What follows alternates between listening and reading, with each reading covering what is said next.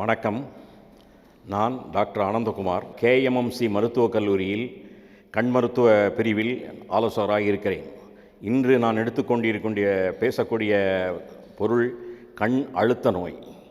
கண் அழுத்த நோய் என்பது ஒரு மருத்துவத்துறைக்கே ஒரு சவாலாக இருக்கக்கூடிய ஒரு நோய். அதே மாதிரி பொதுமக்கள் பலர் கொஞ்சம் சிறிதாக பார்வை இழப்பதற்கு காரணமும் கண் அழுத்த நோயே. கண் அழுத்த நோயில் பல பிரிவுகள் இருக்கின்றன. பிறவியிலே வரக்கூடிய கண் அழுத்த நோய், பிறந்த பிறகு வரக்கூடிய கண் அழுத்த நோய். இதில் க்ளோஸ்டு ஆங்கிள், ஓப்பன் ஆங்கிள் என்று சொல்வார்கள். இது பிரைமரி அண்டு செகண்டரி என்று 2 பிரிவுகள் உண்டு. இதில் மருத்துவத்துக்கு சவாலாக இருக்கக்கூடியது ஓப்பன் ஆங்கிள் என்று சொல்லக்கூடிய கண் மருத்துவ நோய். இந்த கண் மருத்துவ நோய் இருப்பது நோயாளிக்கே தெரியாது.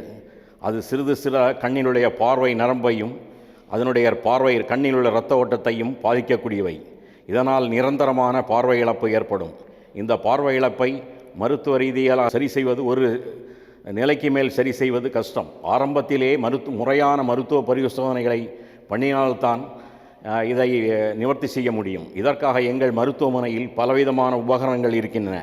இவைகளை பொதுமக்கள் சரியான முறையில் பயன்படுத்தி கொள்ள வேண்டும் என்பதையும், இந்த நோயை பற்றிய ஒரு விழிப்புணர்வு ஏற்பட வேண்டும் என்று அரசாங்கம் பல முயற்சிகளை எடுத்துக்கொண்டு இருக்கிறது. இது சைலண்ட் கில்லர் ஆஃப் விஷன் என்று சொல்வார்கள்.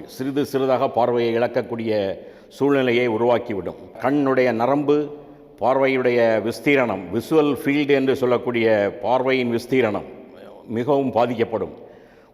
சாதாரணமான ஒரு நோயாளிக்கு பக்கத்தில் வரக்கூடியவர்கள் கூட தெரியாத சூழ்நிலை ஏற்படும். சாதாரண முறையான பரிசோதனை மூலம்தான் இந்த நோயை கண்டுபிடிக்க முடியும். ஆனாலும் நோய் முற்றிய பிறகு மருத்துவமோ, கண்ணாடியோ, கண்ணாடி அணிதலோ, அறுவை சிகிச்சையோ எந்த விதமான பலனையும் கொடுக்காது. வருஷத்துக்கு ஒரு முறை இந்த முறையான பரிசோதனை மூலம் இதை ஆரம்பத்தில் இருந்தே கண்டுபிடிக்க வேண்டும்.